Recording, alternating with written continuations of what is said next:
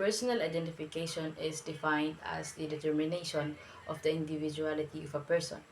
It is a key issue in forensic anthropology and consists of correct assignments of an identity to an unknown corpse. So this is the definition of fingerprints.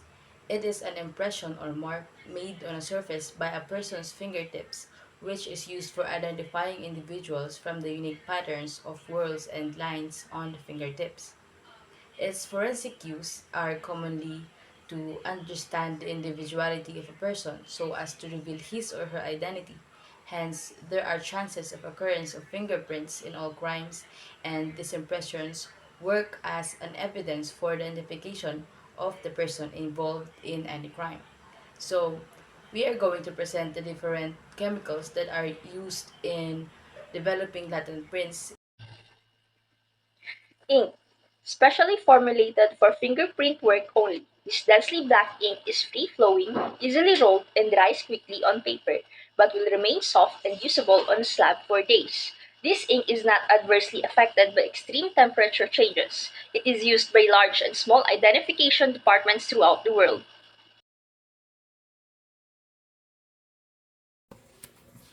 Fluorescent powder is one among different kinds of chemicals used in developing Latin print.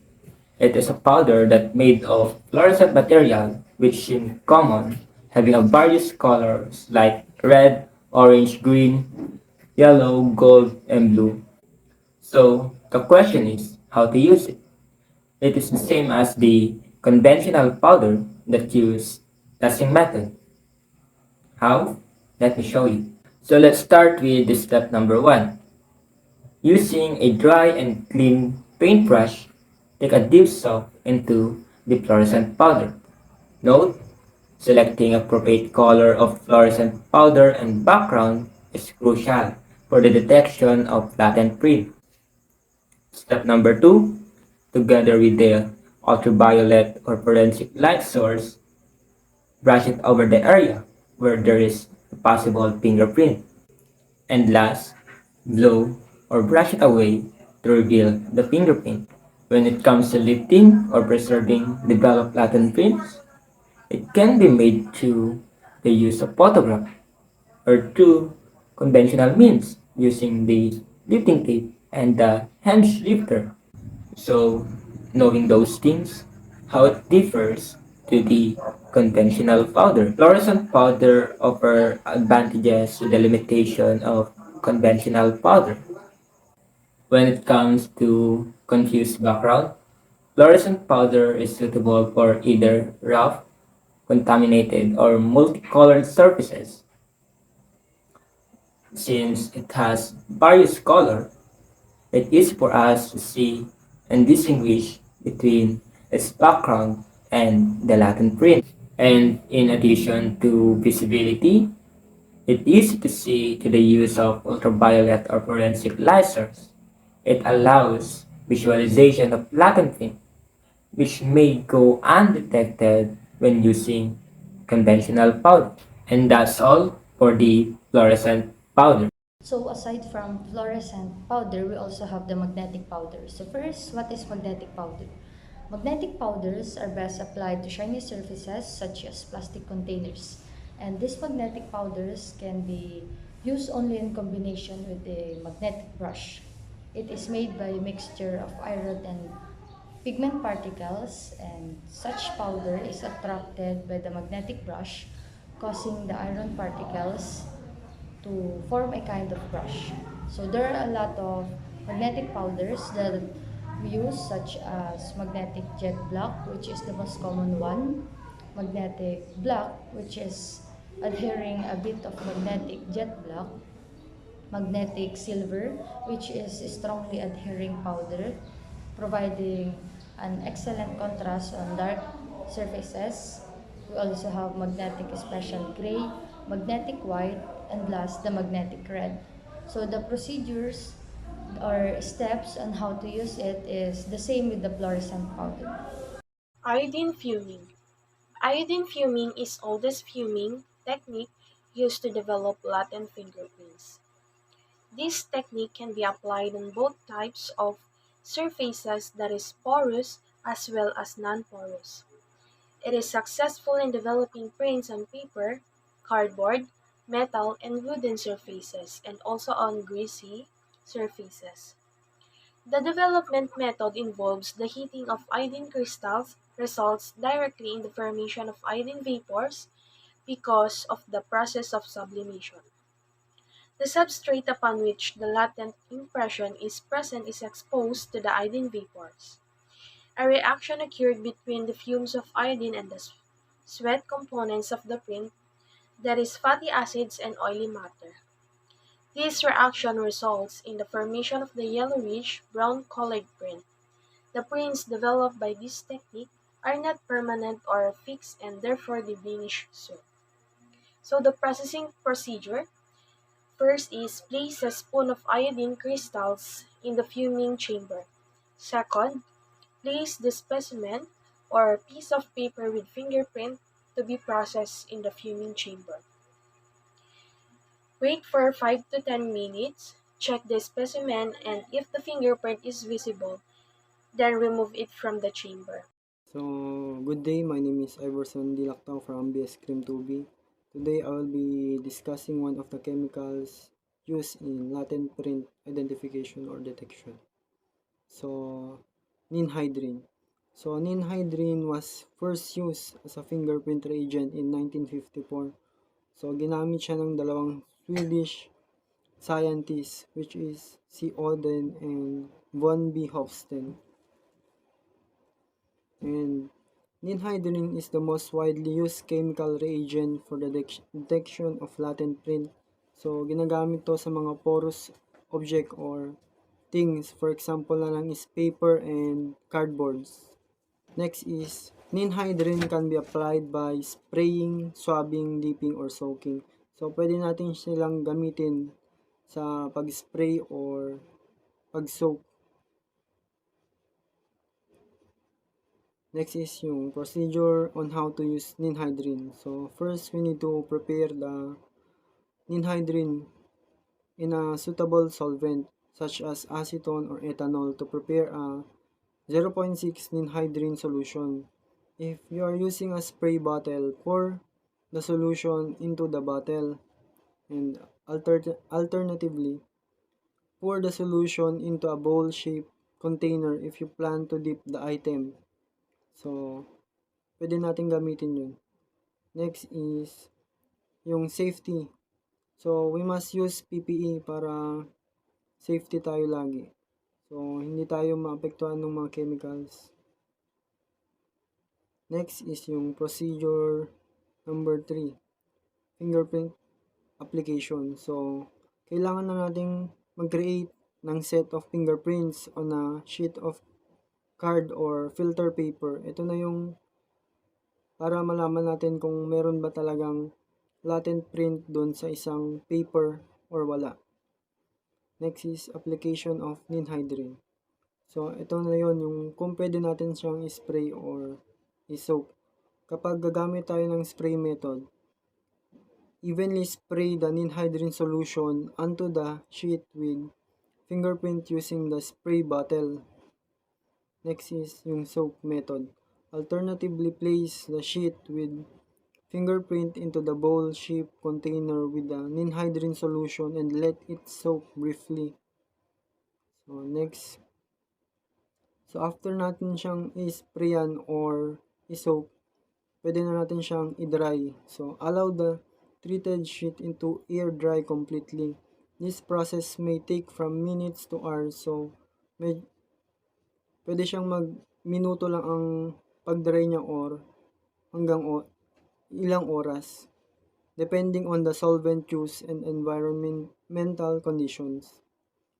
So, sa pag-develop ng prints is pwede din natin siyang applyan ng heat to the sheet to develop the fingerprints. This can be done using the iron set to allow setting a heat gun or by placing the sheet in an oven. So, para madalian yung pag-dry ng isang madry yung paper is pwede natin siyang i-iron or plansyahin around 80 degrees Celsius or 176 Fahrenheit for several minutes only. So, madalian lang siya kapag ginamitan natin siya ng iron or oven. So, we must ensure even heating and avoid overheating. So, para hindi masira yung latent print na hinahanap natin. Next is observation. So, after heating, the latent print should appear as purple or bluish purple prints or spots on the paper. This color change is due to the reaction between ninhydrin and the amino acid present in the fingerprint residues. So, after natin siyang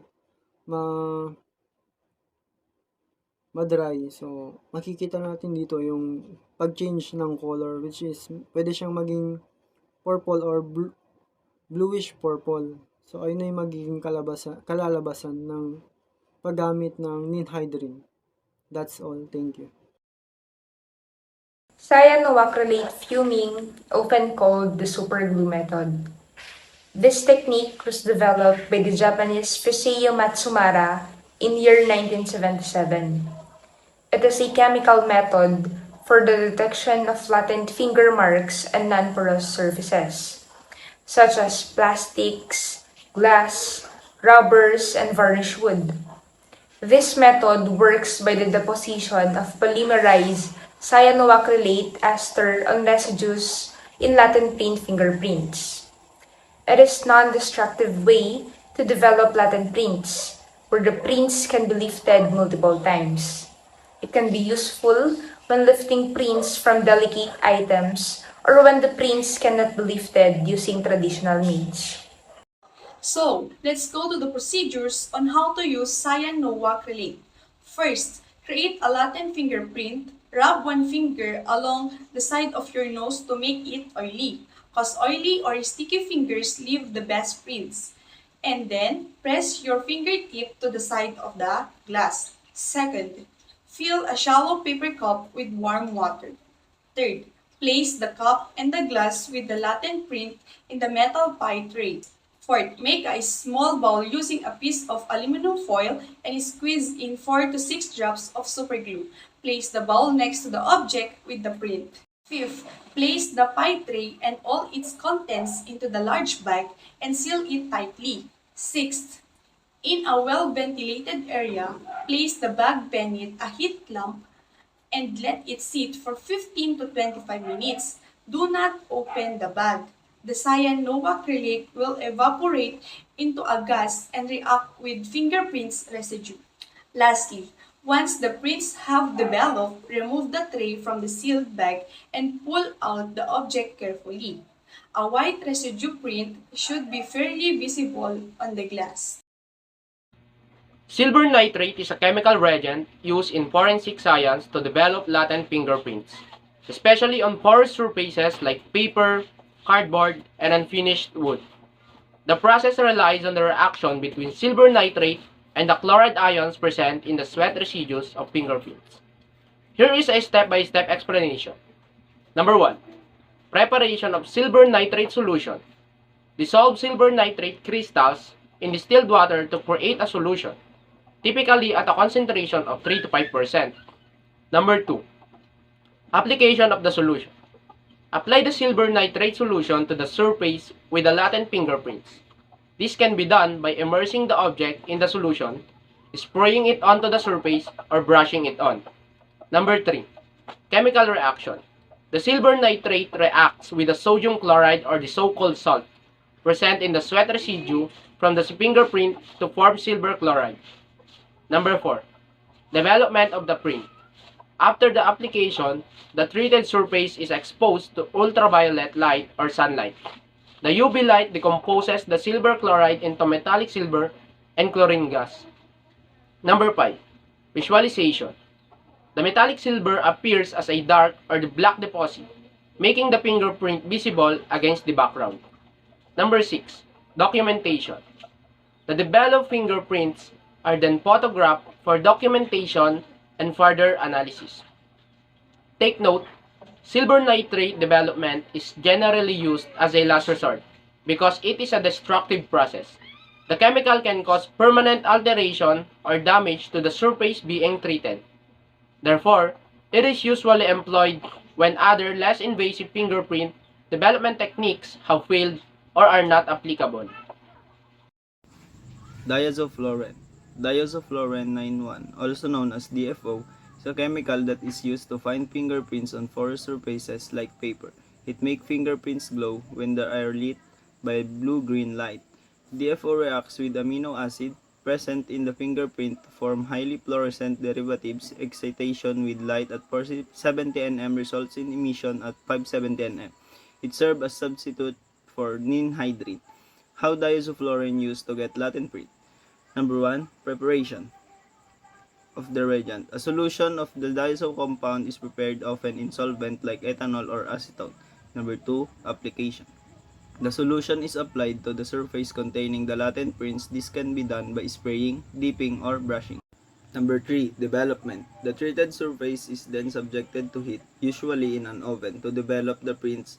This step helps reagent react with amino acid present in the fingerprint residues.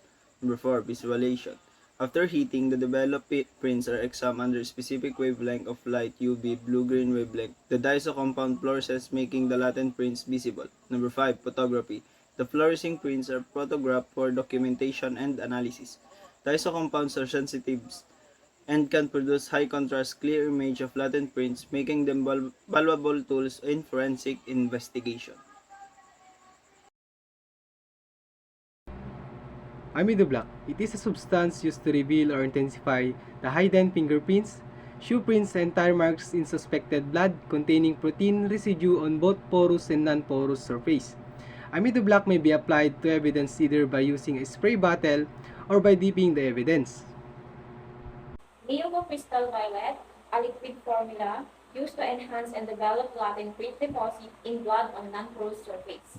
An excellent processing to start with many times since other development techniques such as aminoblock and other protein stain can be used after the forensic investigator applies Neogo crystal violet to the evidence. Another advantage of this processing method, it is good to use out in the scene as the blood does not need to be completely dry before processing it. However, an item to note is that cyanoacrylate fuming may be detrimental to the final development of Neogo crystal violets, so it's suggested that if the forensic investigator is fuming on the scene, they should take precaution not to cross-contaminate the surface. And how to use it? Application can be used to identify blood stains that are not visible and to enhance and provide additional contrast to blood stain patterns that are visible. Small particle reagent, or SPR, is a technique used in forensic science to develop latent fingerprints on non-porous surfaces, especially wet surfaces. Small particle reagent technique is convenient, efficient, and cost-effective method to develop latent fingerprints on wide range of substrate of forensic importance. Standardized testing of SPR formulation is also suggested. Using a small particle reagent to develop latent fingerprints involves a specific set of steps to ensure the best results. Here's a detailed guide on how to use SPR. The materials needed. SPR solution, either commercially available or prepared in-house. Spray bottle or dipping container. Water for rinsing. Light source for examining the developed prints. Camera or fingerprints lifting tape for documentation, gloves, and protective eyewear. Here's the application process. First is prepare the surface. Ensure the surface to be treated is clean and free of excess dirt or contaminants. Second, apply the SPR. Spraying. Pour the SPR solution into a spray bottle. Evenly spray the solution onto the surface from a distance of about 6 to 8 inches. Ensure the surface is uniformly wetted but not excessively. Alternatively, immerse the object in a container filled with SPR solution. Swirl gently to ensure all surfaces are coated. Third, development. Allow the solution to interact with the surface for a few minutes. The SPR particles will adhere to the fatty residues in the fingerprints, making them visible. Fourth, Rinse. Gently rinse the treated surface with distilled water to remove excess SPR solution. Do not use a strong stream of water as it might wash away the developed prints. Fifth, dry. Let the surface air dry. Avoid using heat to speed up drying as it might distort the prints. Once the fingerprints are developed and visible, photograph them immediately. Use a scale for reference in the photographs. If needed, use fingerprint lifting tape to lift the developed prints from the surface. Place the lifted print on a contrasting background, such as a white or black card, for preservation and further analysis. Here are the tips and consideration. The surface type. SPR works best on non-porous surfaces such as metal, glass, plastic, and ceramics. The environment. This method is particularly useful in wet or humid conditions where traditional powders might fail. Health and safety. Always handle SPR powders and solutions in a fume hood or a well-ventilated area to avoid inhalation of fine particles. By following these steps, you can effectively use SPR to develop latent fingerprints on various surfaces, especially those that have been exposed to moisture.